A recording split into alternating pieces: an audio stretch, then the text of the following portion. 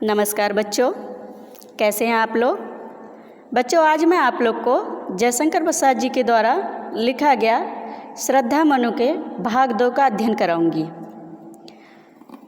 जिसमें लिखा हुआ है जयशंकर प्रसाद जी ने कि अरुण की एक किरण अम्लान। अरुण का अर्थ होता है सूर्य, किरण एक जो उनकी किरण होती है सूर्य की। अम्लान का अर्थ होता है मुरझाया हुआ। अधिक अलसाई का होता है अर्थ से भरा हुआ। अविराम जो कि आराम करने का होता है अर्थ। कहा मनु ने कहा नभ धरणी बीच, आकाश और धरती के बीच में। बना जीवन रहस्य निरुपाय, जीवन रहस्य में निरुपाय बिना किसी सहारे का। एक उल्का सा जलता भ्रांत, अग्नि के समान जलता हुआ प्रतीत होना। शून्य में फिरता हूँ असहाय, एकांत वातावरण में बेसहारा होकर फिरना। जिसमें मनु कहते हैं कि सूर्य की एक किरण जो है वह आलस्य से भरी हुई तथा अधिक से अलसाई हुई आराम करने के लिए चली जाती है। उस समय मनु जो है आकाश और धरती के बीच में अपने जीवन के रहस्य के बारे में कहते हैं कि आज मैं बिल्कुल असहाय और निरुपाय हो गया हूँ। एक उल्का सा जलता भ्रांत, एक उल्का अग्नि के समान उनको जलता हुआ प्रतीत होता है। वह इस एकांत वातावरण में असहाय होकर चारों तरफ फिरते रहते हैं, घूमते रहते हैं। कौन हो तुम बसंत के दूत। उस समय जब श्रद्धा उनसे मिलती है तो कहते हैं मनु कि हे बसंत के द्वारा भेजे गए दूत, तुम कौन हो। बीरस पतझड़ में अति सुकुमार, इस नीरस पतझड़ में जहाँ पर कुछ भी नहीं बचा है अब, तुम इस कोमलपन में कौन हो।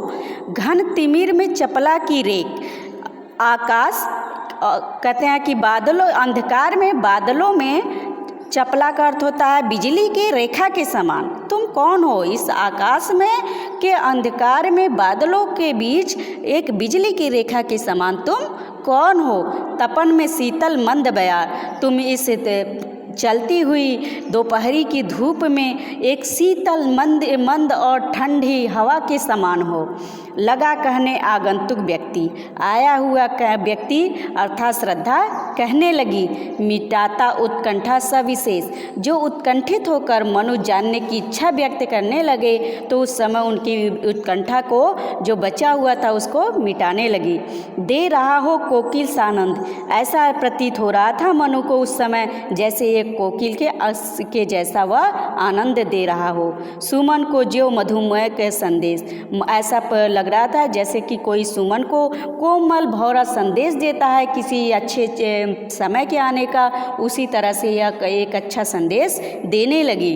भरा था मन में नौ उत्साह, मनु के मन में अनेकों प्रकार के नए उत्साह भरे हुए थे। सीख लूँ ललित कला का ज्ञान, कहने लगे कि मैं थोड़ी सी कलाओं और संस्कृतियों के बारे में सीख लूँ, इधर रह गंधर्वों के देश। कहने लगी उसी समय श्रद्धा मनु से कहने लगी कि हे मनु, मैं गंधर्व देश की रहने वाली थी। मैं अपने पिता की बहुत ही प्यारी संतान थी। दृष्टि जब जाती हिमगिरी ओर, कहती हैं कि जब भी मेरी दृष्टि नज़र हिमगिरी पर्वत की तरफ जाता है तो प्रश्न करता मन अधिक अधीर, तो मेरा मन जो है अनेकों प्रकार से व्याकुल होकर तरह तरह के प्रश्न करने लगता है। धरा की यह सिकुड़न भयभीत, पृथ्वी की यह सिकुड़न भयभीत होकर आह कैसी है क्या है पीर, यह कैसी पीर है और कैसा यह दर्द है पृथ्वी की, जो कि डर करके पूरी तरह से सिकुड़ गई है। बढ़ा मन और चले ये पैर, श्रद्धा कहने लगी मेरा पैर बढ़ा अपने आप सब कुछ जानने के लिए और आगे को मैं चलने लगी। शैल मालाओं का श्रृंगार, कहते हैं पर्वत के मालाओं का श्रृंगार किए हुए, आँख की भूख मिटी यह देख, यह सब कुछ देखकर मेरे आँखों की भूख पूरी तरह से मिट गई। आह कितना सुंदर संभार, ओह कितना सुंदर अच्छा सा संभार था यह। यहाँ देखा कुछ बलि का अन्न, यहाँ मैंने कुछ बलि का अन्न देखा, यानी कि जो अपने पूर्वजों के द्वारा पिंडदान किया जाता है, उस पिंडदान के अन्न को मैंने जब देखा तो मुझे लगा कौन ऐसा मनुष्य है जो अपने पूर्वजों के लिए पिंडदान करके यहाँ रखा है। भूत ही तरत किसका यह दान, मेरे मन में यह प्रश्न आने लगा कि अपने बीते हुए पूर्वजों के लिए यह किसका दान किया हुआ यहाँ पर है। श्रद्धा मनु से कहने लगी कि हे मनु, इधर कोई है अभी सजीव। तब मेरे मन में यह प्रतीत हुआ कि ऐसा लगा कि यहाँ पर अभी कोई मनुष्य जरूर जीवित है। हुआ ऐसा मन में अनुमान, मेरे मन में ऐसा अनुमान होने लगा। तपस्वी क्यों इतने हो क्लांत? हे तपस्वी, तुम इतने क्लांत दुखी क्यों हो? वेदना का यह कैसा वेग, दुख का यह कैसा तेज है तुम्हारे अंदर? आह, तुम कितने अधिक हताश, ओह तुम कितने ज़्यादा निराशा हो गए हो को महसूस कर रहे हो। तुम कितने ज़्यादा निराश हो गए हो। बताओ यह कैसा उद्वेग, तुम यह मुझे बता दो कि तुम्हारे अंदर ये कैसा उद्वेग चल रहा है। दुख की पिछली रजनी बीत, दुख का जो रात्र होता है वह जरूर बीत जाता है।